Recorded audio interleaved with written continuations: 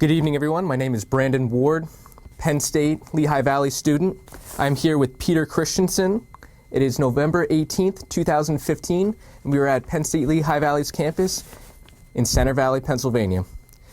So, Peter, can you tell me when and where you were born? I was born in Plainfield, New Jersey on January 20th, 1943. And who are and were your parents, and what were their occupations?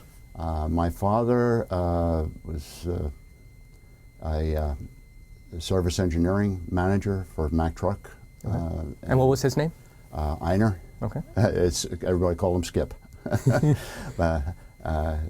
And my mother, Julia, was a teacher in New York City school system. Oh, really? Yeah, she was part-time and then went full-time when all the kids, we had 6 kids in our family, so when all the kids were in school and kind of out of the house, she went more full-time. So your dad worked at Mack Trucks here in Pennsylvania? He worked in Plainfield, New Jersey, he worked Somerville, New Jersey, and he moved to Allentown during the last part of his career. Worked 47 years with him. Wow, that's impressive. Yeah. So how did they end up meeting if she was a teacher in New York and he was around Jersey? Well, he was from Perth Amboy. Where's that? In New Jersey. Okay. And my mom was from Staten Island, New York. Okay. They both raced Comet class sailboats. And that's how they met, racing Comet class sailboats. And they were married in the early 40s, I think. Okay. So. And you said you had 5 other siblings and then yourself as well. Yes. Can you give me their names and their genders and which, if any, served in the military, or was it just yourself? Okay. The siblings, I had my sister is Karen. She's 2 years younger than I am. No military background. Jill is 5 years younger than I am. Also no military. My brother Dave is 13 years younger than I am, also no military.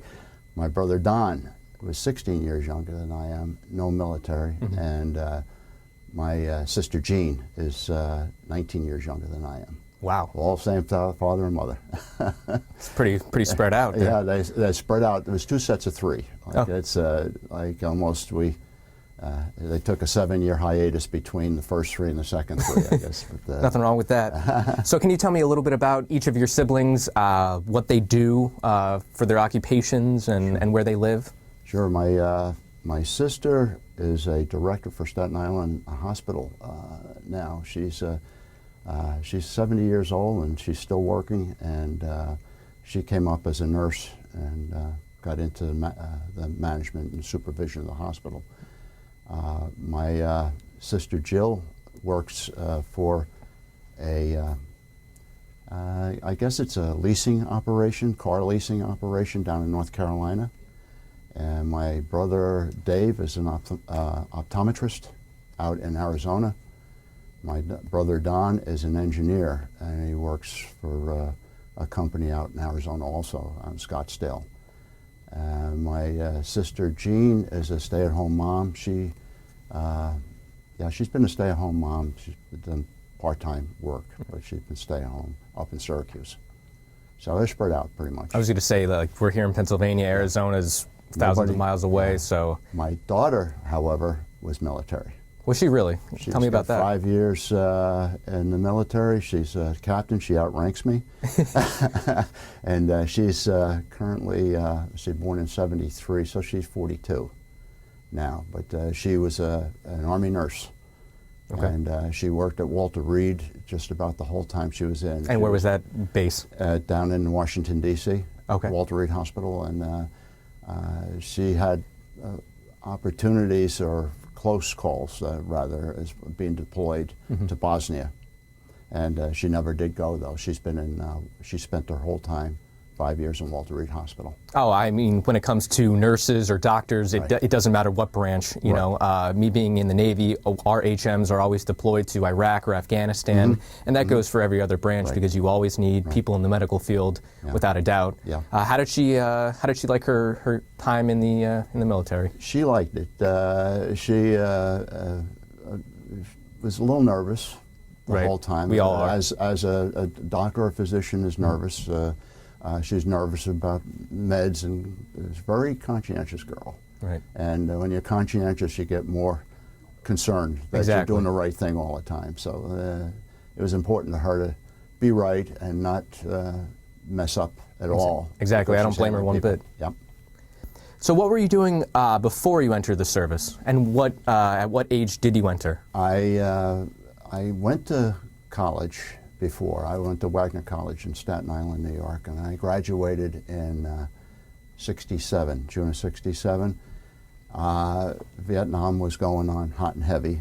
I knew that I was going to be drafted or required to serve, because we had the draft back then, and I was draft age, and I finished the college, so I was ready to go in. But I went to work at one of my part-time jobs at Mack Truck. My father got me a job, summer job, working as a mechanic at one of the branches of Mack Truck. So I worked there in Hillside, New Jersey until about the beginning of 1968. And I went in on a delayed enlistment program.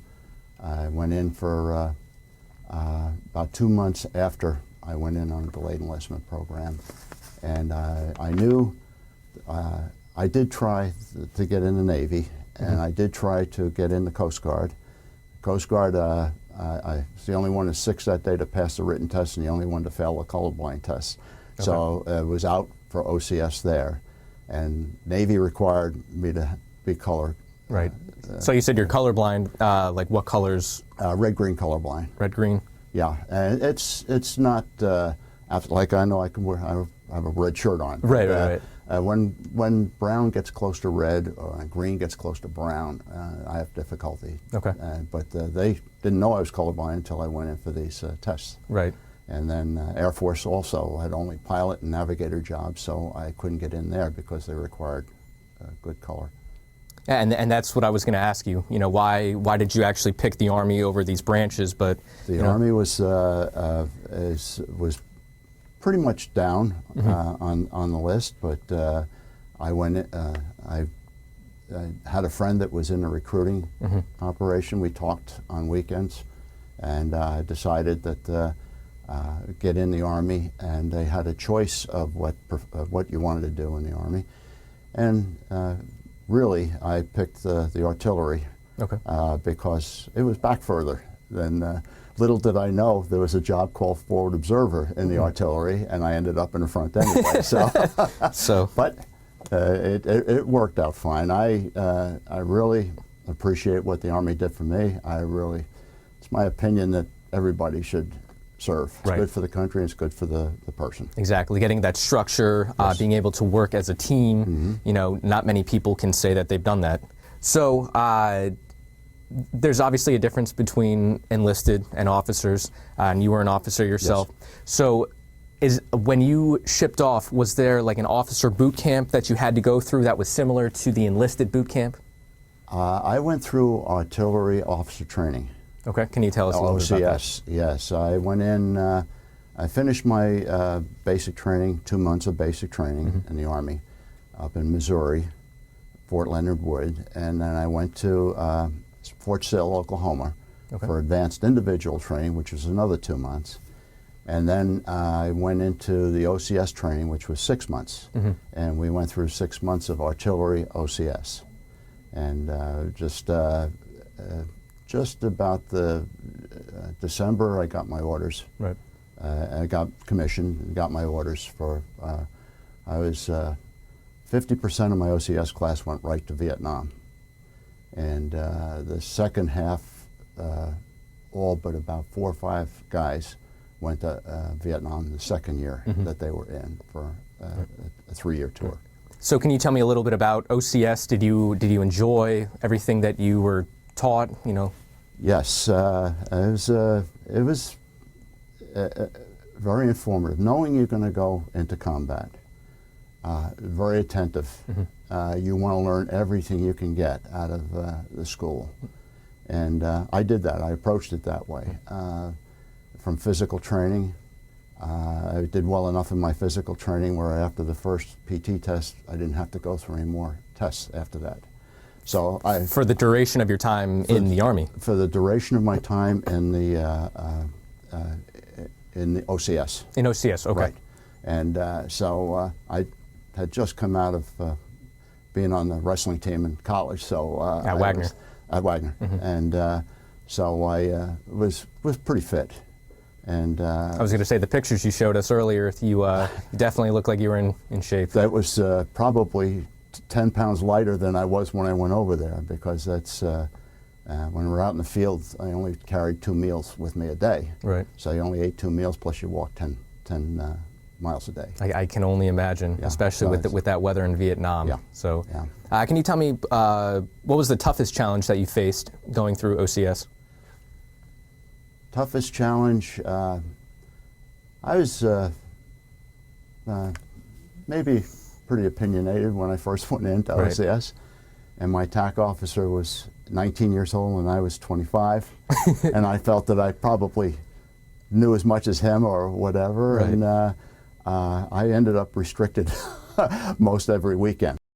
That was the toughest part of OCS for me. But again, it was a whole class full of college graduates, and you can just imagine what that was like for that poor 19-year-old TAC officer. Yeah, you have to draw that line for sure. Well, that was probably the toughest thing of OCS. Right. It was very physical, very regimented, and a lot of what they call punishment, but it was for building you up to withstand that. Exactly, break you down just to build you up again. Right. Make you a better person overall.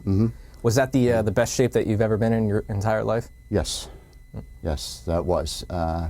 Tried to maintain shape after that, but you've got a family, and I still work out a little bit, Exactly. Weights down the basement and go down and throw them around. Yeah, it's just not as regimented, as being over, and you know what you're going to be doing day after day, and you're expected to do that, when you're home, back in the civilian workforce and lifestyle, it definitely changes day to day. Yep. Do you recall any of your other instructors? Did they give you a lot of great advice that helped you later on in your career? No, it was just an overall experience, I think, there. I had one instructor that was insistent that you not fall asleep in class, and after they keep you up most of the night before, it's kind of pretty tough. He says, you've got to get to the back of the class and stand if you feel like you're going to fall asleep. That's how it was in boot camp, or they just told you to constantly drink water, and that always kept you awake as well. So it's one time I got fallen asleep. I went to the back of the room, and I'm standing there, parade rest, listening to the speech. I fell asleep on my feet. I crashed over the tables. So, and he broke. That's the first time I've ever seen him laugh. That is pretty funny. So obviously we've been talking about OCS and all the other training that you've gone to. Other than that, did you receive any other specialized training that helped you out in the field? Well, the one thing that helped me out pretty good was 2 weeks of jungle training down in Panama. And what is that? I've never heard of that. Yeah, they took us down to Panama around the Isthmus, and Fort DeRussy, I think it was the name of it, down there. I was only there 2 weeks. And they put you through like a boot camp, but what they did primarily was getting you used to jungle. Okay. Jungle canopies, jungle, what's there in the jungle you can eat. Right. Survival training. Is that because the Panama terrain is similar to Vietnam as well? Okay. Panama was worse than anything I saw in Vietnam as far as heat and wet heat. I mean, I had some of that in Vietnam, but Panama was worse than that. And they took us on escape and evasions there too, and I thought that was a pretty, I felt pretty good about that kind of training, because in fact, they broke us up into threes, I guess for safety reasons, and they released us at a release point, and they set up ambushes all through the area, and you had to avoid the ambushes and also make it to the end of this 10-mile obstacle course, up mountains and then into water and up and down. And it was It was pretty good. The fact that they assigned, I was a brand new butter bar, they gave me 2 captains as my platoon, and I was the leader. Really? I was the leader. So they're 2 ranks higher than you, and they're expecting you to lead. Right. And no, they weren't. They didn't give it to me. They assigned me as the leader, the head of the school. Did they assign you that because they saw something in you? Don't know. I don't know. I didn't ask any questions. You just did what you were told. But one thing I was good at in OCS was map reading. Okay. And if you're going to be a forward observer, you better be good at map reading, right, because you could kill yourself or you could get a lot of other people hurt. So I was decent at that. And escape and invasion in OCS, I ended up with about 3 or 4 times the number of people we started with, and got them back to where we were supposed to go, because they were lost. Yeah, that's impressive. At night. Yeah. And so down there, we did the same thing. Mm-hmm. I told those guys, we were actually pulling up to the discharge place, mm-hmm, and I had my 2 guys get off the truck early. We got off early, and we circumnavigated the first couple ambushes. mm-hmm. And so we got finished, and we were one of the first ones finished. And it was, they awarded all those who passed Jungle Expert. So was there a ribbon involved with that, or was there like just a they sheet gave of paper? you something. I forget what it was. It wasn't a service any kind of ribbon. It was a jungle expert pin or something like that.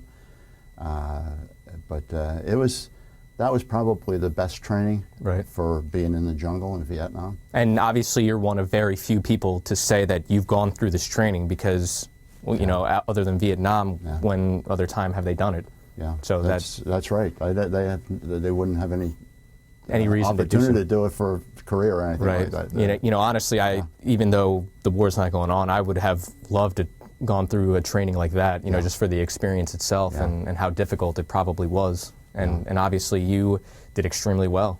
I did well. Yeah. That's it was important to me to successfully do that, because I wanted to save my life, and I wanted to save the life of the people who were with me. Exactly. And I can only do that by being trained properly. And, right. And that's one thing that I did see during my whole career in the Army, is that the training pops up and say, hey, I reacted to that, and I reacted properly. Right. That's one thing that really helped. So you started in the Army at the age of 25. Yes. After working at Mack Trucks, you know, alongside your father, and right, going to college, you know, getting your degree from Wagner. Right. How did you adapt to the military life, including the physical regimen, barracks, food, and the social life, you know, going from civilian sector to military? I had no problem. I really didn't. We were married before I went over. What age did you get married? I got married at 24. Okay.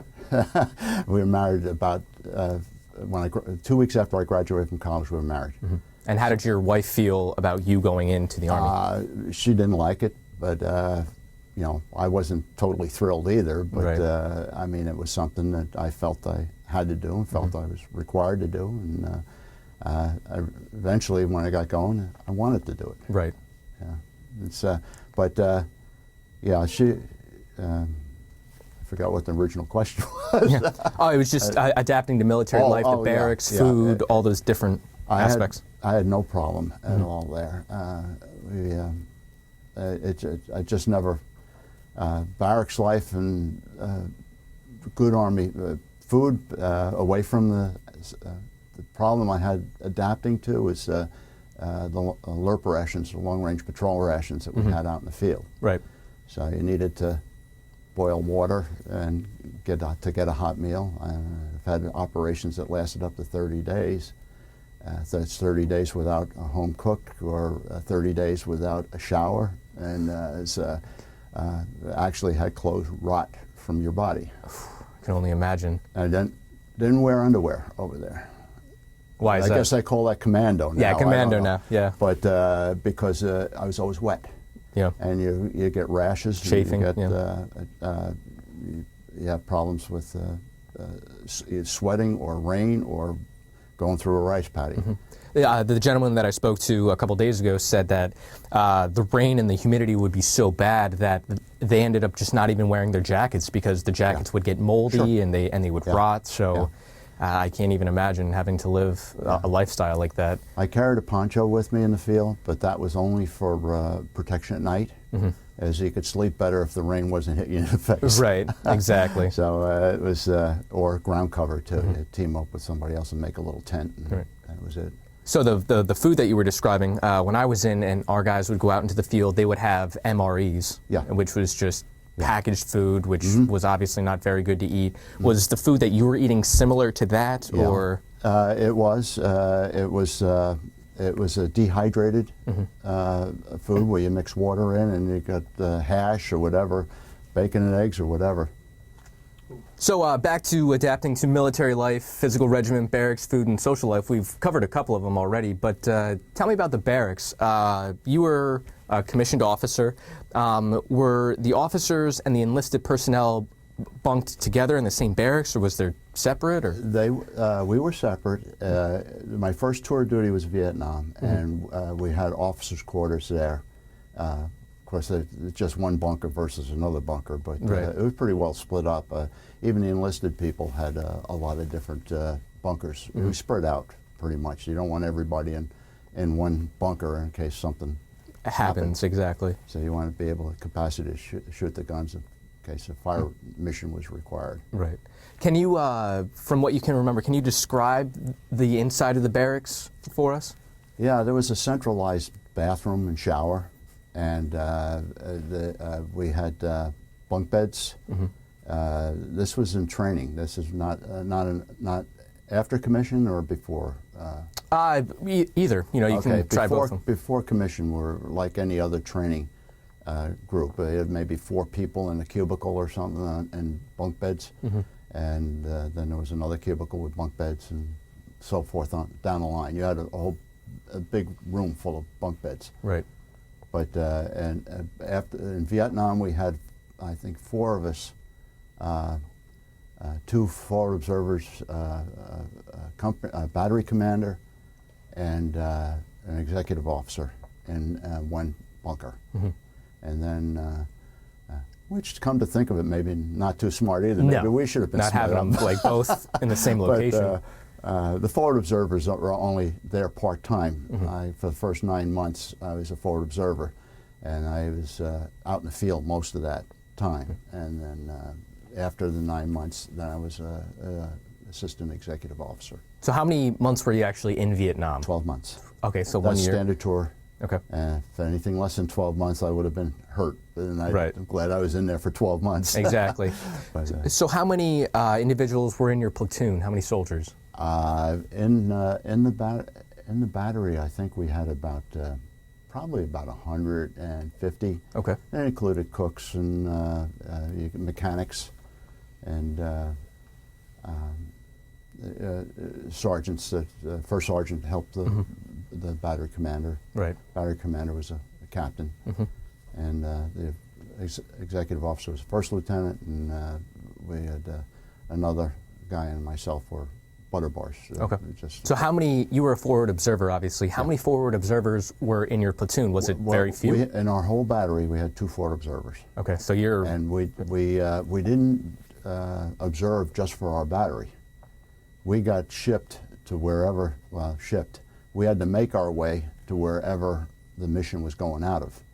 And when we got there, then get with the company commander, the infantry commander, and find out what the mission was, what he wanted me to do, where he wanted me. Does he want defensive targets at night or not? You know, and just get the feed on what the mission was all about. Right. But we didn't. I only called artillery from my battery one time, because that one mountain I was on as a permanent observation post, we were in reach of my battery, and my battery was in reach of us. So they were able to shoot for me. Okay. Yeah. So going back, you had said that you had trouble. You wanted to be in the Navy first originally, in the Air Force, but you had issues with color blindness. Yeah.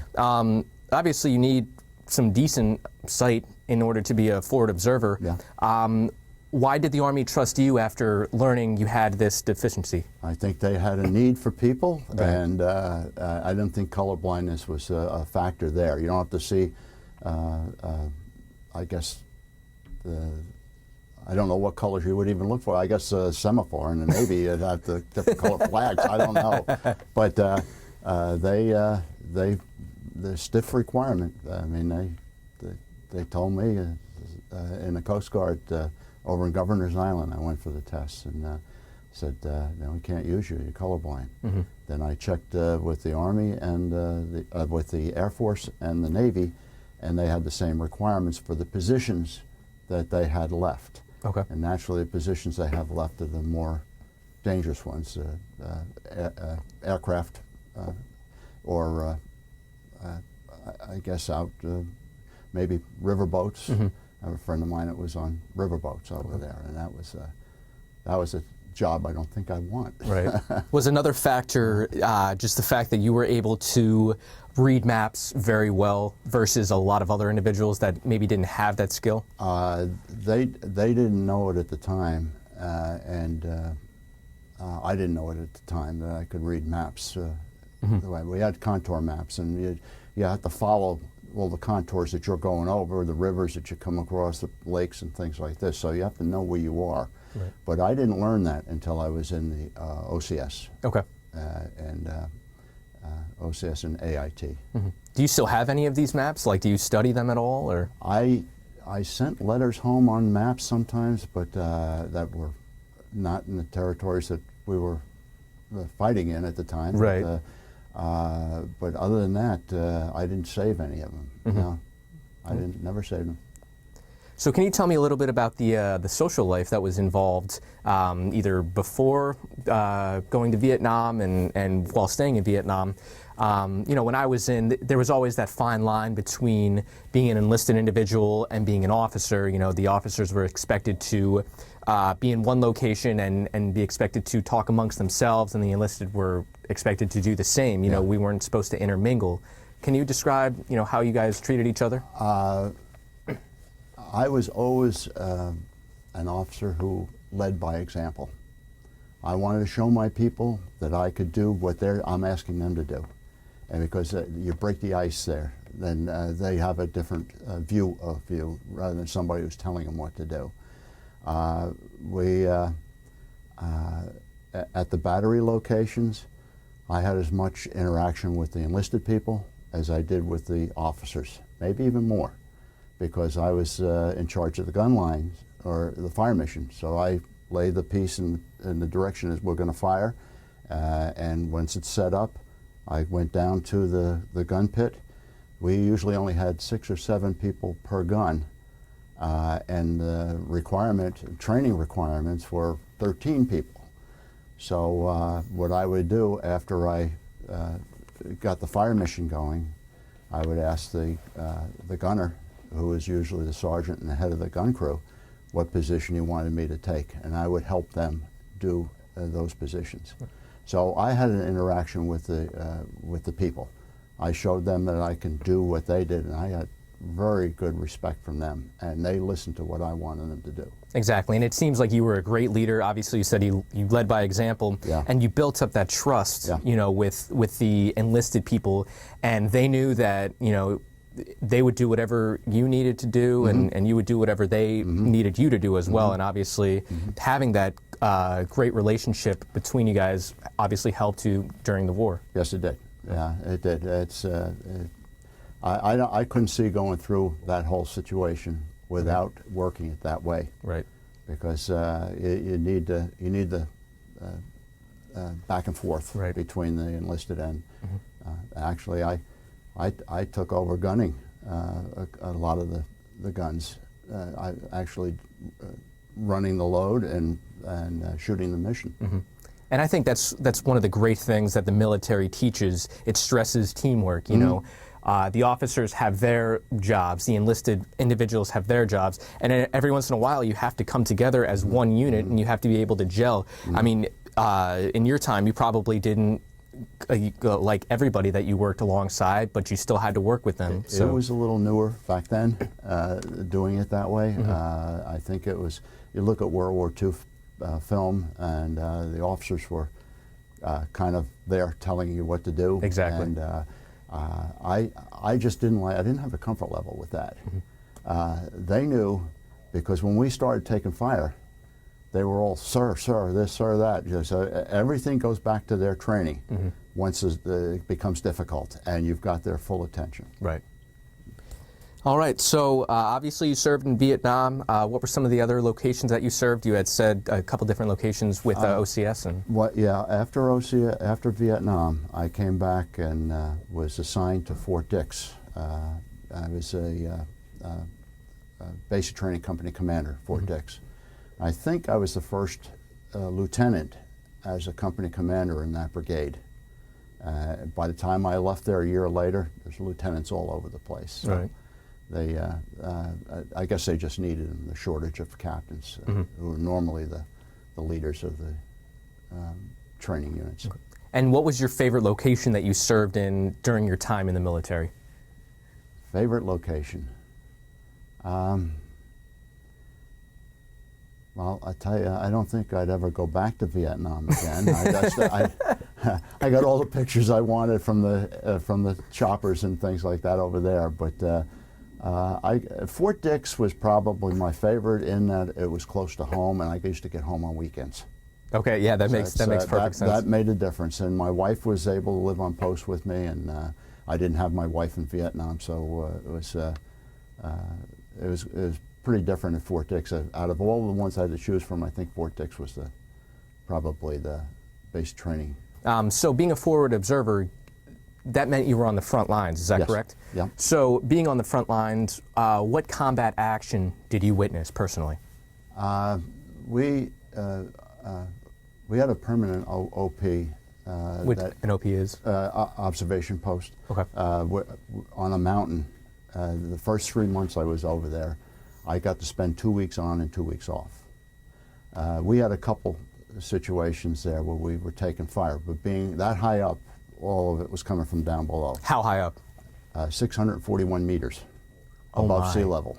And 4,000 meters away was the South China Sea. So we were pretty high up. How did you get up there?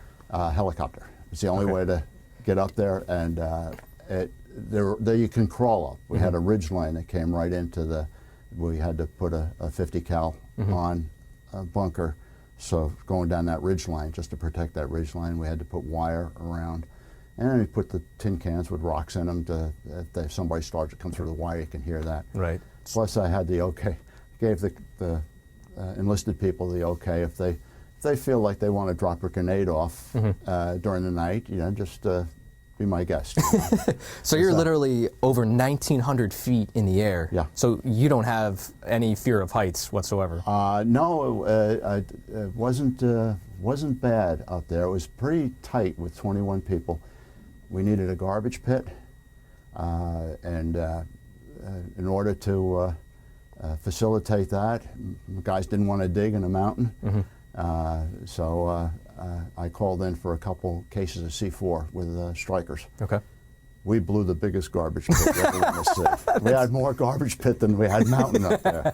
But you get something to do it the way they like to do it. You get the job done, and you entertain them too. So we did that, and I built a shower up there out of 4x6s, timbers. I made a frame and had a canvas bag, so we got a shower. And it was an interesting time. That was 2 weeks on, 2 weeks off. I said before, when you'd start to take fire, then everybody gets interested in military again. Right. And that happened. So once I saw that, I was less cautious about interacting with the enlisted people too.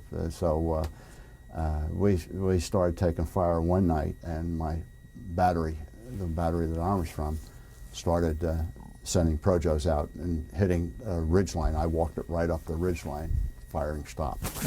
So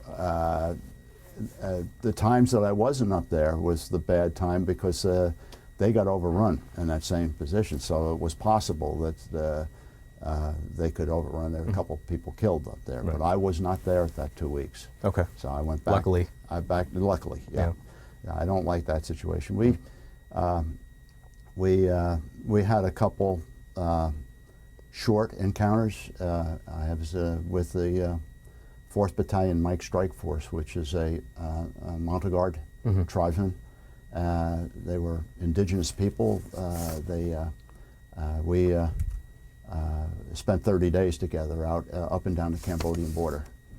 We did 10 miles a day. And how was that interaction with those people? Were they primitive or were they advanced? They were more primitive than the indigenous people in the cities in Vietnam, but they were fierce fighters. Okay. They were. We had 200 of them. What sort of weapons did they use? Small arms. Okay. They had the M16s like the rest of us. The first day I was airlifted into that unit, I asked there was an E7 that was in charge of that unit, so I was a first sergeant deferred to him. Okay. Yes, I deferred to him and asked him if he wanted me to fire on some defensive targets. I said, yeah. He said yes, and I went and started calling in fire. I had one gun that could reach me, and so I started and I walked the rounds close to our unit, and while I was doing that, all of a sudden I see the barrel of a rifle. I was out on the perimeter. I see the barrel of a rifle come over my shoulder. I said, oh crap, what is this? And I looked at, I just nodded to him. I knew if it was enemy, I'd be dead. Right. But after I finished firing, I stood up, and so far so good. And I went back to the E7. I said, what the heck is this guy? He says, that's your bodyguard. If you die, he dies. Wow. So it gave him incentive to stick with me. Right. So that's what he told me. And in your year that you spent in Vietnam, did you witness any casualties or any destruction? Yeah, we've had one time the same mission. We had 2 guys were killed by a 3rd guy in the same unit. Went crazy. Really? So that was a casualty there.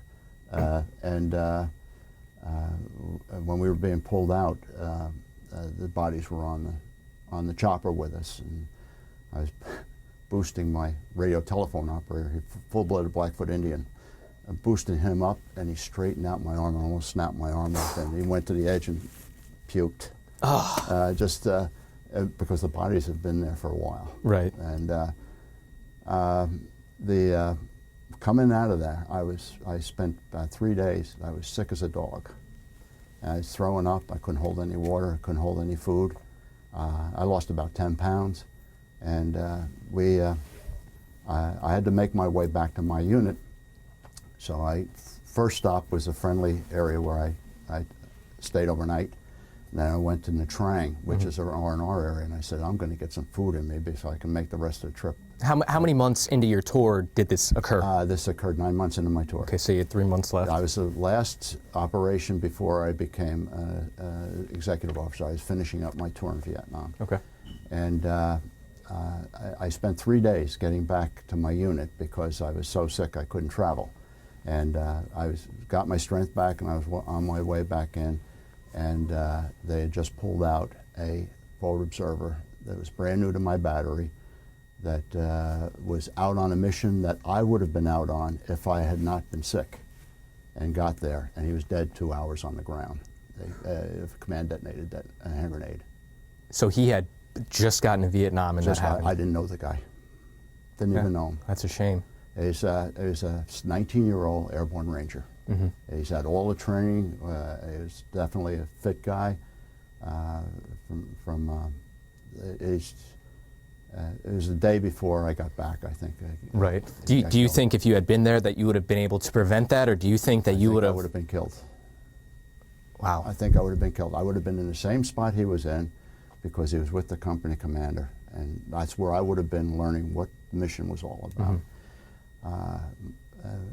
My family claims I have 9 lives. You most definitely do. changed my whole attitude toward life. Right. Surviving that. Right. And not being the one that was killed. There's some reason for that. I'm still looking for it. Exactly. and you said it was an IED or? It was command detonated. It was a hand grenade. So it was the grenade actually underneath the ground and on the side of the trail. Okay. And the guy could see pretty well because he detonated it as probably a wire detonation right between the company commander and the forward observer. And he knew exactly who the officer was too. It's that went off. The observer got just a few fragments in the chest, so it must have severed something. And right. The company commander lost his genitals and his legs. But again, I wasn't there. I didn't see it. Luckily, but I always look at that as being life-changing. Exactly. Because you really appreciate what you've got. Right. You go through something like that. Can only imagine. So what kinds of friendships and camaraderie did you form while serving, and with whom? Yeah. Was it mostly officers or? I was friends, but unlike yourself with the Navy, you still keep contact with them. I haven't kept contact with anybody. My tours and my duties were so diverse and away from people, so I got different people I was with all the time. Right. I was with people in the 173rd Airborne. I was with people in the 1st, 50th Mechanized, and 4th Battalion Mike Strike Force, and then in OCS and Fort Dix. Really didn't build any friendships in that year there. That were really tight. Right. So working relationships, that's about it. Right. So you served about 2 years. It's pretty remarkable that you were in, what, 3 different units in that short amount of time? Yeah, I was in, from the time I graduated from OCS,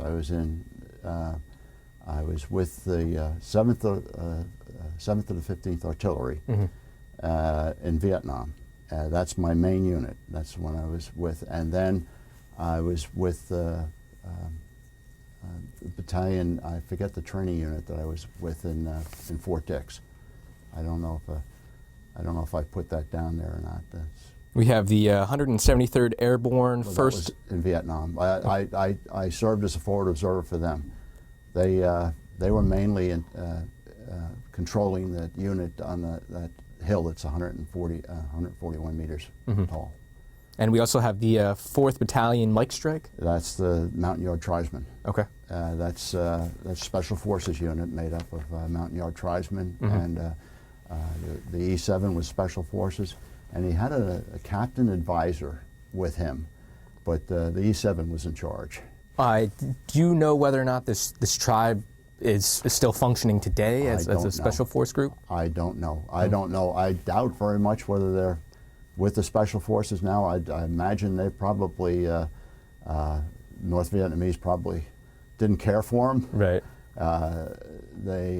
So I'm not sure what's happened right. with them. Well, how exactly did the United States get in contact with this group of people and become friends and allies, to fight alongside one another? Because you never really hear about them. I don't know. Yeah. I don't know. It's I heard about them before I went over, but I never thought that I'd be working with them. Exactly. It was actually, from my unit to where I went on that mission was almost 100 miles. Really? So I had to, officers made their way.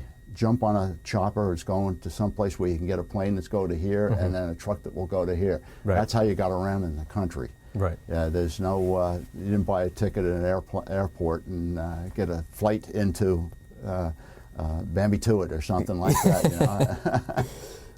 So how exactly did you stay in touch with friends and family back home? I mean, today we've got cell phones, we've got social media. Our military men and women are so much more easily able to stay in contact with friends and family, even if they're tens of thousands of miles away. Yeah. How exactly did you do it? Just by mail, snail mail. Right.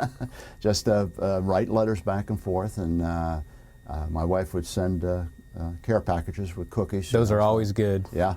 Yep. Yeah, and no matter how stale they were, by the time they got there, they tasted good. Right, exactly. And so how often would you get mail? She would write regularly, probably a couple times a week. Right. Yeah, she would write regularly. She was working too, so she had her job to do at home too. We didn't have any children at the time. So. Right. And veterans, and active duty military, they know, you could be having a bad day, but if you get a letter, from a loved one, that just boosts your entire morale and your day overall as a whole. Yeah. What did you do for recreation or, when you were off duty? In Vietnam, believe it or not, one of the people that worked for me in fire direction control, an enlisted man, was a high school wrestler. We wrestled. Really? Yes, and he beat me most of the time. I was going to say, if he did it in high school, he was probably pretty good. He was pretty good. I had 2 years in college, and I wasn't that good. You wrestled for Wagner? Wagner, yeah. Really? Yeah, I wrestled one of, I think, my two varsity matches was at Albright College, and a fellow named John Erickson, who was a Pennsylvania state champ in 167. And I said, oh boy, it was away. It was at Albright College, and I got up, and he got up, and when they announced him, they started stamping on the bleachers, and I said, oh, I'm going to get killed. I'm going to get killed. So I stuck with him for 8 minutes, and in the 9th minute, my feet were up in the air, and I'm looking at the ceiling. So did he get pinned? He pinned me in the last minute, and he was a little disappointed when I told him that was my first varsity match. Right. I mean, that's a testament to you for being able to stay in as long as you did. I hung in there. Probably mostly fear. So when you're wrestling this guy in Vietnam, how much did you weigh versus compared to how much did he weigh? I was heavier than he was, I think. Yeah. I should have had an advantage, but he was good. Right. It's not all about weight. It's about being agile. It's technique. Right. It is. And being 25 and he was 19. Exactly. I was a little bit slower than he was. Too. Right. But we wrestled on top of the bunkers, and that was a hard surface to come down on. But all the sandbags. Right. So that was just one thing that we did. You didn't have too much. We played cards, poker. Oh, poker? Yeah. You play for money? A little bit of money over there, yeah. It's funny. I mean, you always see the military movies and stuff like that, and they're always playing poker and different things like that. So yeah, we played poker. It's the funniest thing that happened there is that the first sergeant was playing with us, and again mixed ranks. Yep. And he was drinking his beer. I didn't drink at the time. I could drink once over there, but I didn't laid off it after that. But he was drinking beer, and his bottles lined up. He's a smoker, putting the cigarettes in the bottle. He grabbed one bottle with the cigarettes and chugged it. And he ran out and barfed. But let's see, other activities down in Fort Dix. Not much because my wife was on post with me, and we go out sometimes in the evening, but not much with other military people. Right. It's a lot of times we had night training too. Yeah. We had rifle range at night and stuff like that. Yeah. I mean, I know that feeling. You're constantly amongst other military individuals, and you just need that release. You just want to be alone. You just want to be out in the civilian sector amongst people that aren't affiliated with the military. So I completely understand that. For some reason, I never really made close friends. The one guy the closest friend I made was the fellow from South Carolina. Well, I was pretty close with my cube mate and OCS also. He was 34 at the time. He had 2 tours in Vietnam on Chinook helicopters. He got Distinguished Flying Cross. Really? He went into a hot LZ. What's in hot LZ? It was active fire going on in the between enemy and the Americans. He flew the Chinook in to pull out 20 wounded people coming out. And while he was in there, they had 1,000 holes in his fuselage of that helicopter. His co-pilot was dead in the seat next to him. He was shot, and he had gotten shot in the legs. So with bad hydraulic system, got that thing in the air, and got them people to safety. That's remarkable. I think he should have had the Medal of Honor. Medal of Honor. I couldn't agree but they more. represented that to him, the Distinguished Flying Cross. That's the second highest, I think. Is it really? Yeah, to him in OCS, in a parade situation in OCS. But being with him, and we helped carry him on our punishment tours up the hill and down the hill type of thing. And but we got him through. He was a W-2, Chief Warrant Officer. Chief Warrant Officer, right. And he wanted regular Army commission so he could go up through the ranks. He was a lifer. Right. He wanted to stay in the service, so he graduated with us as a second lieutenant. And, I don't know if he went back to Vietnam or not. Right. I mean, after that. I mean, after that, I think he should be absolved from that. Exactly. But those are the two closest. I really wasn't tight with anybody. Do you have any regrets for not making more friendships while you were in?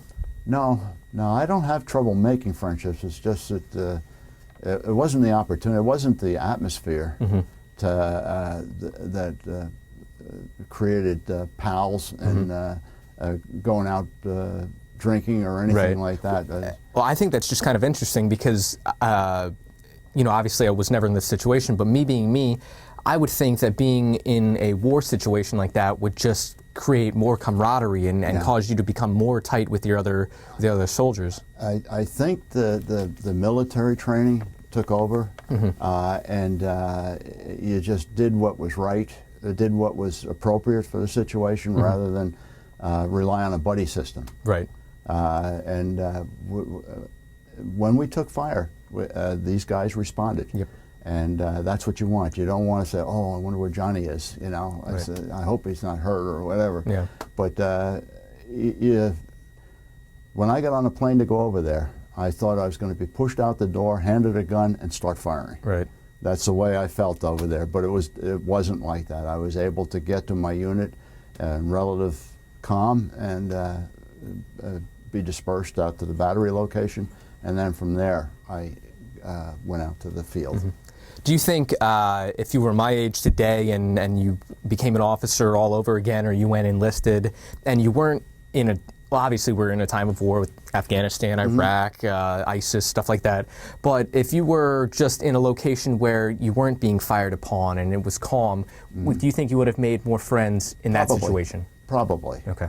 Probably, yeah. It's the two situations I was in, the Vietnam and training, I don't think it was appropriate to get real tight with anybody. Right. That makes sense. The only person I got tight with was the other forward reserve, because we had a lot in common. Exactly. And we weren't around each other that much, but I respected him and he respected me.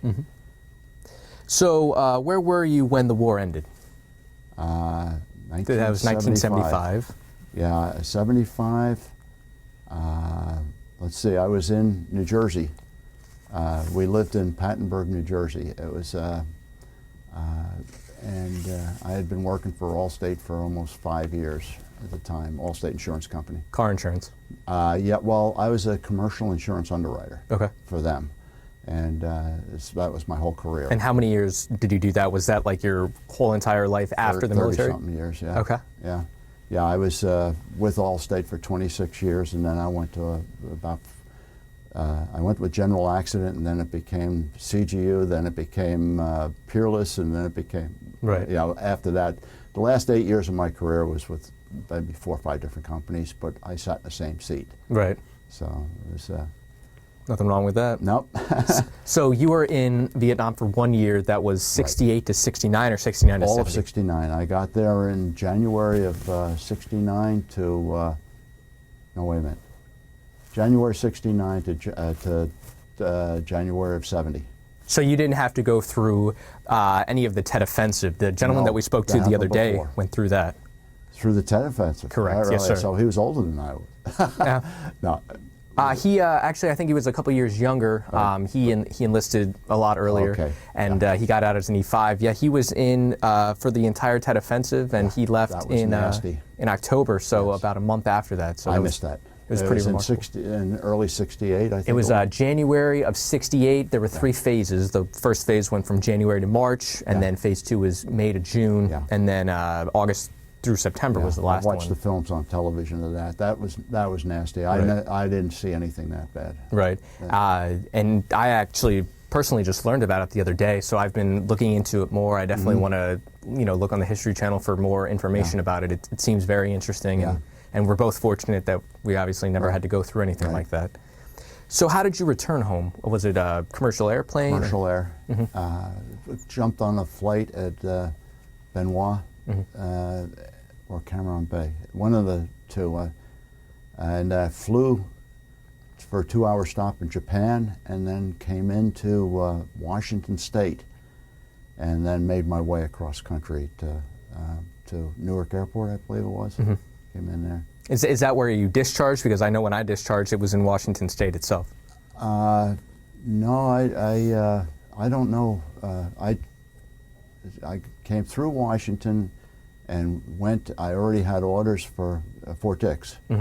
So, and I had, I think, a 30-day leave before I went to Fort Dix. Okay. I know I did because I rebuilt engine for my Corvette during that time. So, but yeah, I had that up on blocks while I was in Vietnam. And I was able to take that to Fort Dix. Do you still have it? I wish I did. I wish I did. I sold it for $1,000 back in it was a '61 Vet. And those are vintage. Sold it when my daughter was born in '73.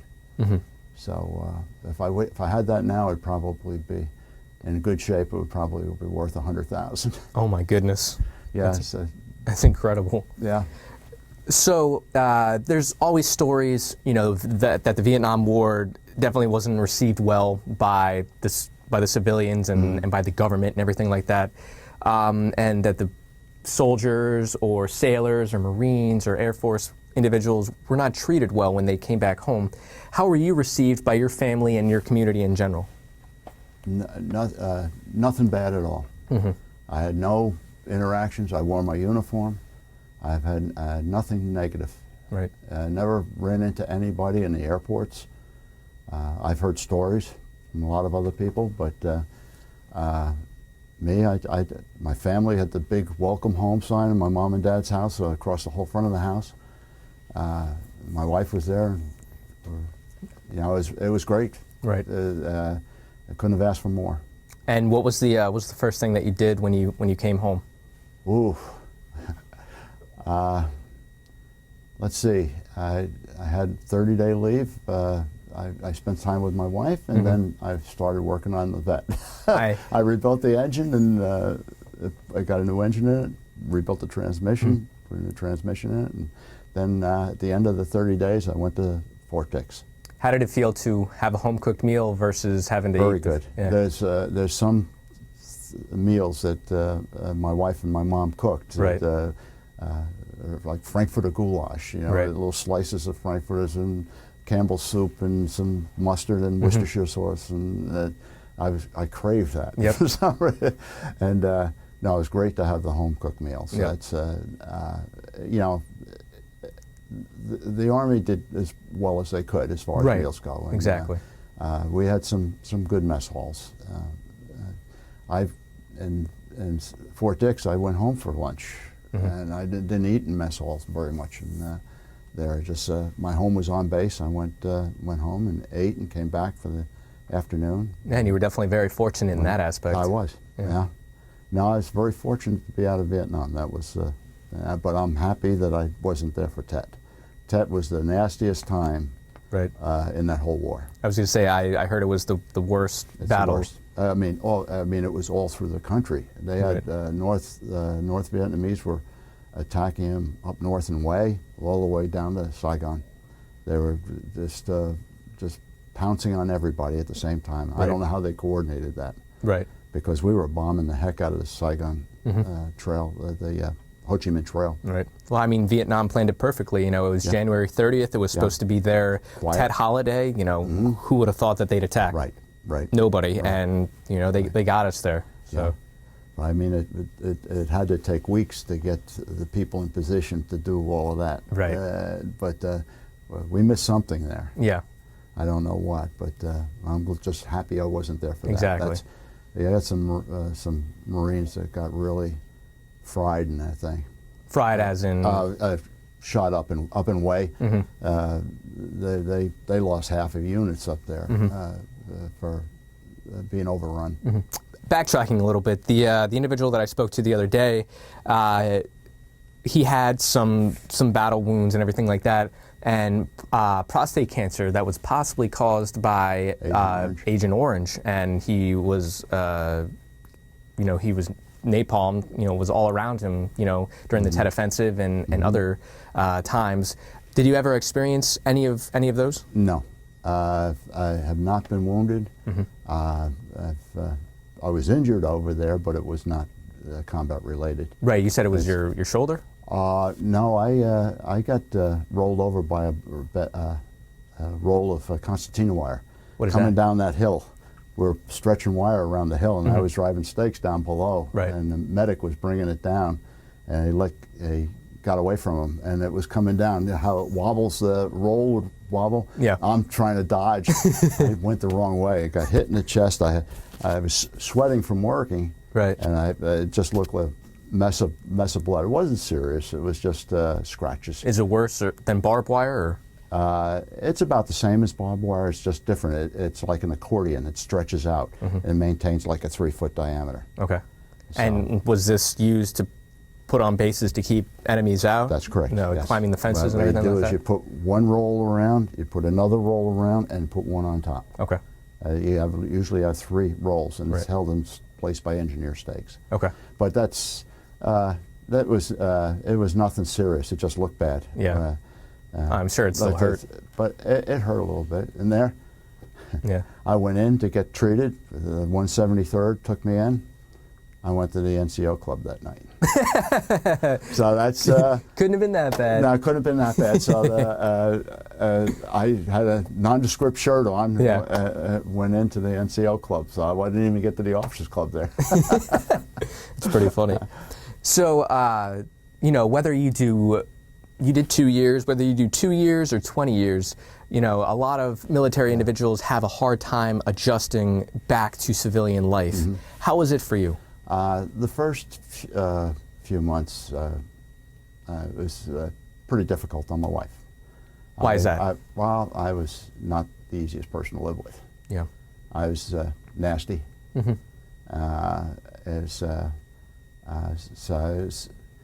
was bad. I had nightmares. But none of funny. Half of them weren't even military related. But I mean, it was just not a good year transition. But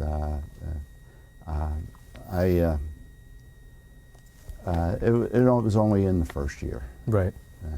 But getting back to your Agent Orange, that hill that I was on Yes. was defoliated by Agent Orange before I got there. But I think Agent Orange is bad when it's being sprayed.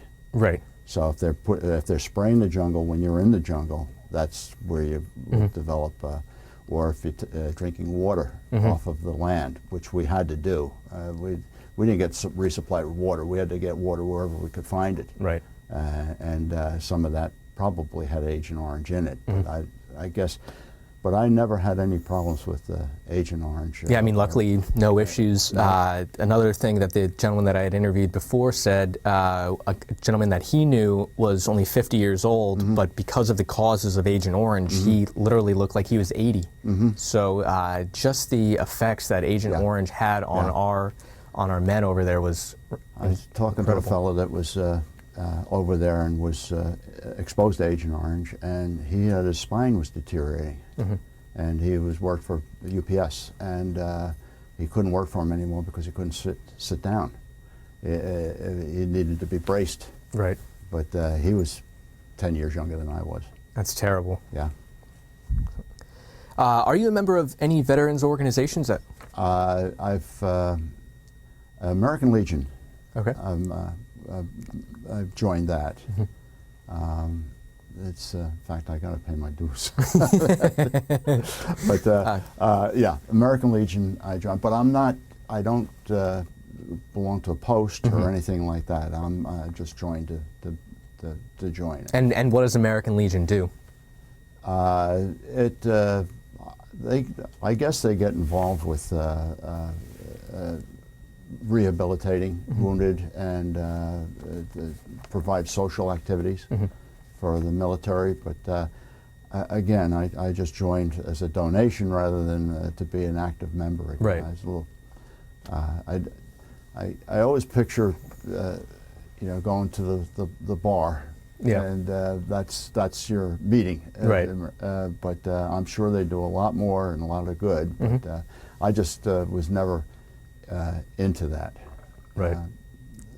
That kind of, yeah, I mean, every donation counts. Yes. So Yeah. that's all that matters in that aspect. So how did your wartime experiences affect your life, if at all? Eventually, I think it helped my life. I get less excited about things and they go wrong. I've learned that there are a lot worse things in life than you missing a nail with a hammer or something like that. Right, like less excited. Do you mean like less stressed out in certain situations? Well, things that stress other people out don't stress me out as much. I feel I'm very fortunate and coming through okay. That incident that I mentioned before is, I start to think about that. Right. And so there's some reason why I'm here, and somebody's watching. Right. And guiding me, and that's why I feel. The gentleman that I spoke to before said he got $135 a month. He was enlisted. As an officer, did you get any different benefit? Pay or is pay? Pay. Oh, pay. Correct. Oh, okay. I remember. I look forward to the combat bonus that you got, and when I was in Vietnam, I saved everything but 10% of my, and that was my house down payment when I got home. Okay. So, and that worked out just fine. I think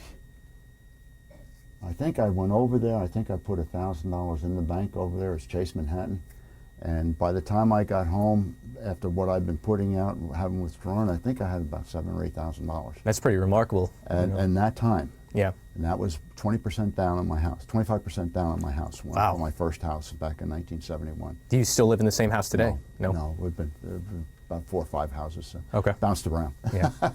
Yeah.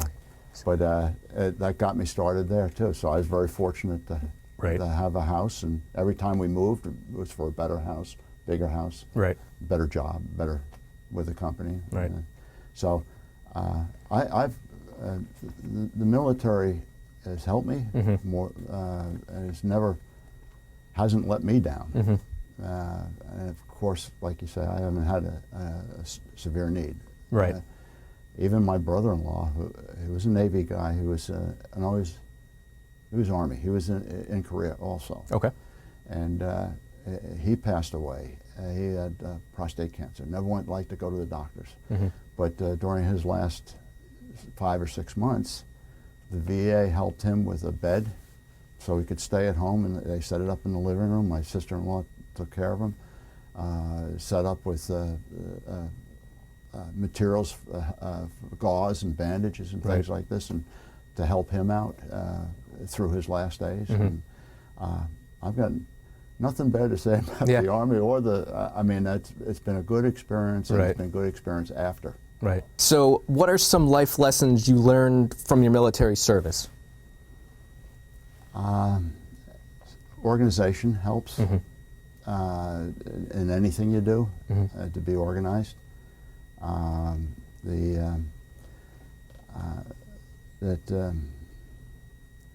Life is important. Life is very fragile, and life is important. You got to live it, and it also didn't affect me as far as taking risk. I take risk. I'm not afraid of anything. So that's and love the kids and love the grandkids. And I think that's a process you come through, and as you have them, you get to realize how fortunate you are to have them. Well, what message would you like to leave for future generations who will view or hear this interview that we've just taken? I think we've got a great country, and I think the military needs to be supported. I think that needs to have people in it and in similar organizations to contribute toward the greatness of the country and to continue toward longevity of the country. Right. That's it's not the end all, but I mean you need to have some appreciation what our forefathers have gone through.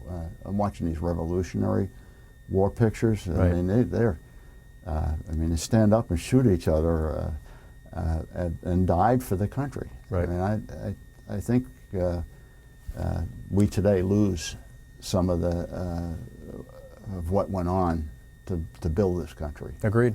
So it's we need to get back on track, appreciate it, and contribute.